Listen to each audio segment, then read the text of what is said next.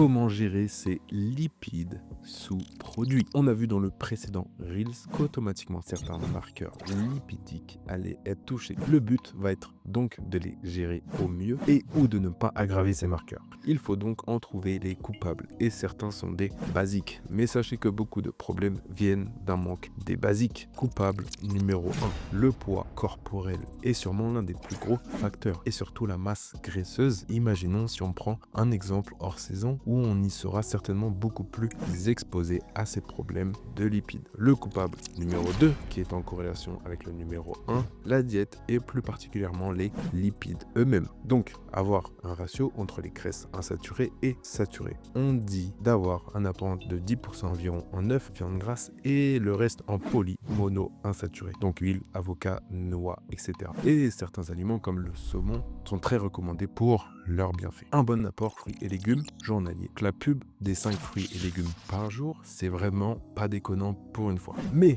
pas encore assez à mon sens pour un body par rapport à ce qu'on engendre à notre système et ce qu'il demande. Et évidemment, on évite tout aliment transformé. Coupable numéro 3, la sédentarité, et donc on n'oublie pas le cardio. Et dans toutes ses formes, le HIIT, le modéré, le faible, des steps pour faire travailler globalement son système cardiovasculaire. Et le coup numéro 4, une déficience, une carence. Une mise en place de la supplémentation, par exemple l'huile de krill, oméga 3, de la bergamote, de l'ail, niacine, stérols végétaux. Et bien sûr, si on peut mettre un petit rappel, mais au niveau de votre cycle, il faut peut-être jeter un œil sur la façon de le gérer. Diminution des dosages. Vos dosages seront plus le diable qu'une molécule quelconque. Limitez la prise d'euro qu'à des moments précis et voulus. Limitez la prise d'anti-aromatase. Moduler le stack en fonction pour éviter cette prise. Et l'aromatisation, si sujet à ça. Et donc, prendre du temps aussi, faire redescendre certains marqueurs entre les cycles si ça monte trop haut ou rester à des normes correctes s'il y a un impact dessus. On ne sait jamais, mais je préfère le notifier si prise récurrente d'alcool, tabac, etc.